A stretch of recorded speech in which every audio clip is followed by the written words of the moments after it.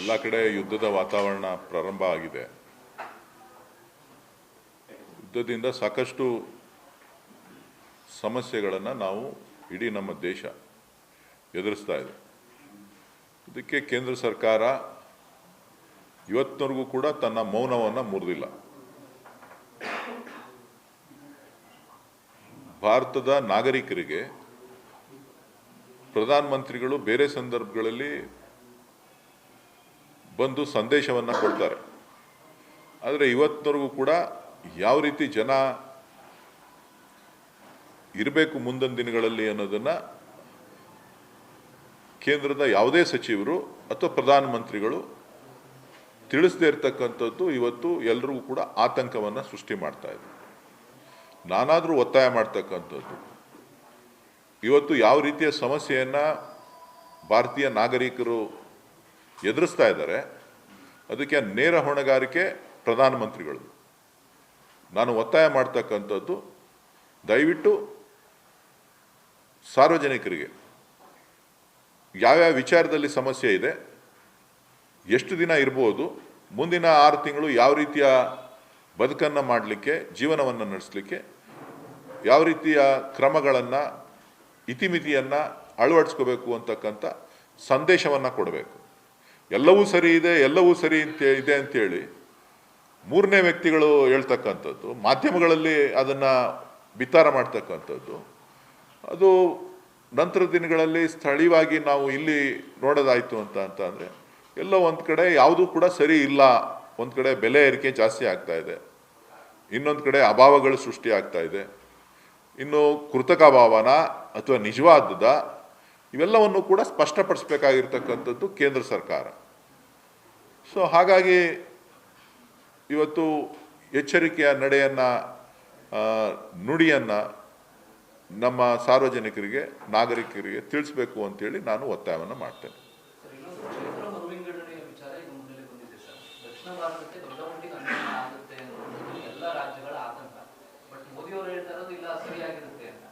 ಜನಸಂಖ್ಯೆ ಆಧಾರದ ಮೇಲೆ ದಕ್ಷಿಣ ಭಾರತದ ಎಲ್ಲ ರಾಜ್ಯಗಳಿಗೂ ಕೂಡ ನಮಗೆ ಉತ್ತರ ಭಾರತದ ಹೋಲಿಕೆ ಮಾಡಿದ್ರೆ ಬಹಳ ಲೋಕಸಭಾ ಸ್ಥಾನಗಳು ಕಮ್ಮಿ ಆಗುತ್ತೆ, ವಿಧಾನಸಭಾ ಸ್ಥಾನಗಳು ಕಮ್ಮಿ ಆಗುತ್ತೆ. ಲೋಕಸಭಾ ವಿಧಾನಸಭಾ ಸ್ಥಾನಗಳು ಕಮ್ಮಿ ಆಗೋದ್ರ ಜೊತೆಗೆ ಆರ್ಥಿಕ ಮುಗ್ಗಟ್ಟನ್ನು ಎದುರಿಸಬೇಕಾಗ್ತದೆ. ಎಷ್ಟು ಸೀಟ್ ಬರುತ್ತೆ, ಎಷ್ಟು ಸೀಟ್ ಹೋಗುತ್ತೆ ಅನ್ನೋದು ಮುಖ್ಯ ಅಲ್ಲ. ನಮ್ಮ ರಾಜ್ಯದ ಆರ್ಥಿಕ ಕ್ರೋಢೀಕರಣ ಏನಾಗ್ತದೆ, ತೆರಿಗೆ, ಆ ತೆರಿಗೆಗಳು ಬೇರೆ ರಾಜ್ಯಗಳಿಗೆ ಹಂಚಿಕೆ ಆಗ್ತದೆ. ಸೀಟ್ ಒಂದೇ ಅಲ್ಲ, ಸೀಟ್ 28 ಜನ ಇದ್ದರೂ ಅಷ್ಟೇನೆ, 224 ಜನ ಇದ್ದರೂ ಅಷ್ಟೇನೆ, 300 ಜನ ಆದರೂ ಅಷ್ಟೇನೆ, 41 ಜನ 42 ಜನ ಆದರೂ ಅಷ್ಟೇನೆ. ಯಾರು ಎಷ್ಟಾಗ್ತಾರೆ ಅಂತಕ್ಕಂಥದ್ದಲ್ಲ, ನಮ್ಮ ರಾಜ್ಯದ ತೆರಿಗೆದಾರರ ಹಣ ಬೇರೆ ರಾಜ್ಯಗಳಿಗೆ ಹೋಗ್ತಕ್ಕಂಥದ್ದು. ನಾನು ಈ ಹಿಂದೆನೇ ಹೇಳಿದ್ದೆ, ದಕ್ಷಿಣ ಭಾರತಕ್ಕೆ ಅನ್ಯಾಯ ಆಗ್ತದೆ, ಒಂದಲ್ಲ ಒಂದು ದಿನ ಈ ಕೂಗು ಎದ್ದೇಳ್ತದೆ. ದಕ್ಷಿಣ ರಾಜ್ಯಗಳು ಎಚ್ಚೆತ್ಕೊಳ್ಬೇಕು. ನಾವು ಎಚ್ಚೆತ್ಕೊಳ್ಳಿಲ್ಲ ಅಂತಂದರೆ ಪರ್ಯಾಯವಾದಂಥ ಮಾರ್ಗಗಳನ್ನು ಜನ ನಿರೀಕ್ಷೆ ಮಾಡ್ತಾರೆ ಅಂತಕ್ಕಂಥ ಮಾತನ್ನು ಹೇಳಿದ್ದೆ. ಸೊ ಈಗ ಕೇಂದ್ರ ಸರ್ಕಾರದ ಇವತ್ತಿನ ತೀರ್ಮಾನಗಳು, ಅವರೇನು 16ನೇ ತಾರೀಕಿಂದ ಬಜೆಟ್ ಸ್ಪೆಷಲ್ ಪಾರ್ಲಿಮೆಂಟ್ ಸೆಷನ್ ಏನೋ ಕರೆದಿದ್ದಾರೆ. ಬಿಲ್ಲು ಯಾವ ಥರ ಪ್ರೆಸೆಂಟ್ ಮಾಡ್ತಾರೆ ಏನು ಅಂತೇಳಿ ನೋಡಬೇಕಾಗ್ತದೆ, ಈಗಲೇ ಹೇಳಲಿಕ್ಕೆ ಸಾಧ್ಯ ಇಲ್ಲ. ಒಟ್ಟಾರೆ ದಕ್ಷಿಣ ಭಾರತದ ಸ್ಥಾನಗಳು ಕಡಿಮೆ ಆಗೋದ್ರ ಜೊತೆಗೆ ದಕ್ಷಿಣ ಭಾರತ ಹಣವನ್ನು ಉತ್ತರ ಭಾರತಕ್ಕೆ ತೆಗೆದುಕೊಂಡು ಹೋಗುವಂಥ ಹುನ್ನಾರ 2011 ಸೆಸಸ್ನ ಅಳವಡಿಸ್ತಾ ಇದ್ದೀವಿ ಅಂತ ಹೇಳ್ತಾರೆ. ಅದು ಇನ್ನೂ ಮಾರಕ. ಯಾಕೆಂತ ಅಂದರೆ 2011 ಸೆಸಸ್ಸು ಈಗ ಬೆಂಗಳೂರನ್ನು ತೆಗೆದುಕೊಂಡ್ರೆ 2011 ಸೆಸಸ್ಸು ಕೇವಲ 65ರಿಂದ 70 ಲಕ್ಷ.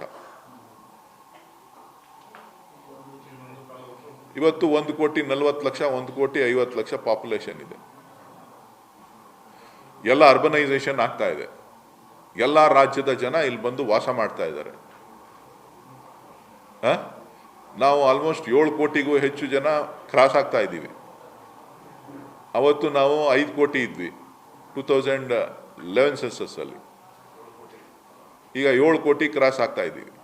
ಸೊ 7 ಕೋಟಿ ಅಂತ ಅಂದಿದ ತಕ್ಷಣನೇ ನಮ್ಮ ಎಲ್ಲ ಥರದ ಸ್ಥಾನ ಜೊತೆಗೆ ಆರ್ಥಿಕ ಸಮಸ್ಯೆ ಇವೆರಡೂ ಕೂಡ ನಮ್ಮ ಮುಂದೆ ಎದುರಾಗ್ತಕ್ಕಂಥ ಸವಾಲು. ಸೊ ಹಾಗಾಗಿ ಎಲ್ಲ ಪಕ್ಷಗಳು ಇದರ ಬಗ್ಗೆ ಚಿಂತನೆಯನ್ನು ಮಾಡಬೇಕು. ಎರಡೂ ಕ್ಷೇತ್ರಗಳಲ್ಲಿ ಕಾಂಗ್ರೆಸ್ ಪಕ್ಷ ಗೆಲ್ತದೆ, ಯಾವುದೇ ಅನುಮಾನ ಬೇಡ. ಉತ್ತಮವಾದಂಥ ರೀತಿಯಲ್ಲಿ ಸರ್ಕಾರ ನಡೀತಾ ಇದೆ, ಗ್ಯಾರಂಟಿಗಳನ್ನು ಕೊಟ್ಟಿದ್ದೇವೆ. ಆ ಭಾಗಕ್ಕೆ ಅಭಿವೃದ್ಧಿ ವಿಚಾರದಲ್ಲೂ ಕೂಡ ಎಲ್ಲ ರೀತಿಯಲ್ಲೂ ಕೂಡ ಸರ್ಕಾರ ಸ್ಪಂದಿಸಿದೆ. ಸೊ ಹಾಗಾಗಿ ಯಾವುದೇ ಸಮಸ್ಯೆ ಇಲ್ಲ. ಈಗಲೂ ಇದ್ದೀನಪ್ಪ, ಈಗಲೂ ಇದ್ದೀನಿ.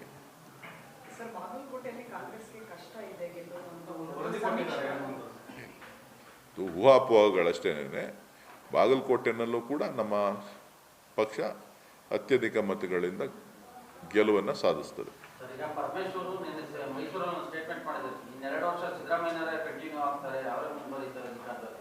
ಅವ್ರನ್ನೇ ಕೇಳಬೇಕಂಗಂತ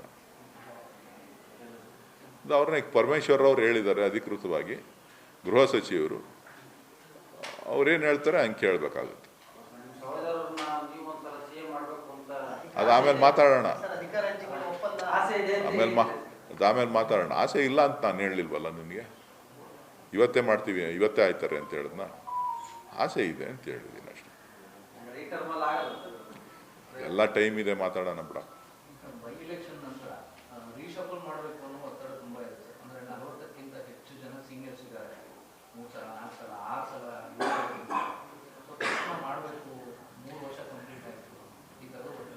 ಅದು ಚುನಾವಣೆ ಆದ್ಮೇಲೆ ಮಾತಾಡೋಣ.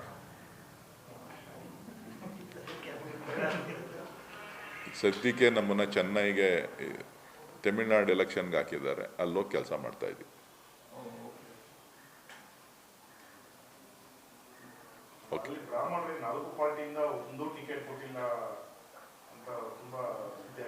ಎಲ್ಲಿ ಗೊತ್ತಿಲ್ಲಪ್ಪ ನನಗೆ.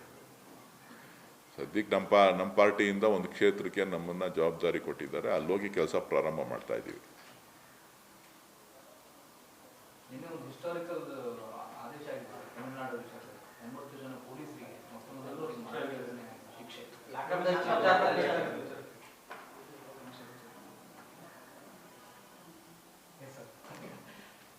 ಅದಕ್ಕೆ ಯಾಕೆ ಈಗ ಮಾತಾಡೋಣ ಬಿಡಿ. Okay, thank you.